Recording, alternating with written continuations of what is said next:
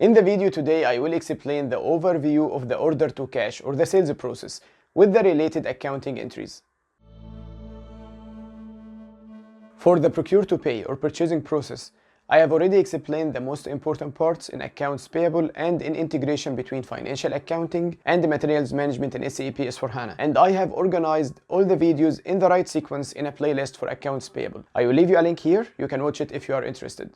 Now I will start doing the same for the order to cash or the sales process. So today I will start with the process overview, and in the future videos I will go into the details of the process with demonstration on SAP S/4HANA. So if you have any topic or any point you want me to cover in this new playlist, especially if this point is related to integration between sales and distribution and finance, or anything related to accounting in the order to cash process, leave me a comment below. Also, don't forget to subscribe to the channel so you can see the future videos.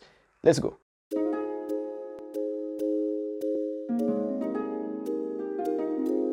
Let's go back to our example. We have a company that produces and sells chairs. And for us, the sales process or the order to cash process starts when we receive an inquiry from one of our customers. So the customer is asking about a specific product. How long does it take to make the product available?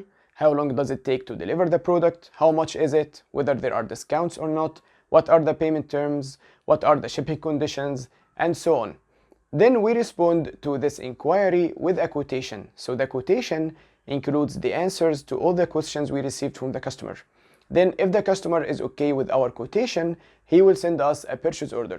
And then from our side, we are going to create a sales order with reference to the customer's purchase order. The sales order will include all the details of the sales process. And this is the most important document we have here, as it includes everything. What we are selling, what is the price, whether there are discounts, what is the payment term, when is the shipping date, and all the other details. Then before the shipping date, we are going to create an outbound delivery. This is a note to the warehouse team telling them that we are going to sell a certain product at a certain date. Then the warehouse team, based on this note, they will start picking the products and packaging them for shipping. This is called picking and packing. And then on the shipping date, we come to the actual goods issue. This is when we actually issue the products from our warehouse, either to the shipping company or to the customer. And this is where we have our first financial impact, our first accounting entry. All the steps before the goods issue have no impact at all on finance.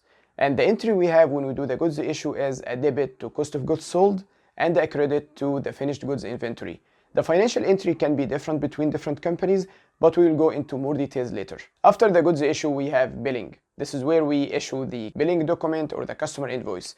And here we have another financial entry, a debit to the customer account under accounts receivable and a credit to the sales revenue account. Then we receive the incoming payment from the customer, and we have another financial entry that depends on how we receive the payment. But generally, the financial entry will be a debit to the bank account or cash, for example, and a credit to the customer account under accounts receivable. Then we do something we call clearing. This is where we assign the payment to the customer invoice so we can mark this invoice as paid. This is the generic overview of the order to cash process. You can find it in the different courses that cover the overview. For example, the SAP Business Process Integration. This is also the ideal answer you can give when you are asked about the order to cash process in an interview. But of course, in real life, this process can be completely different between different companies. For example, we can have the billing before the goods issue. We can also have payment before goods issue or billing as a down payment.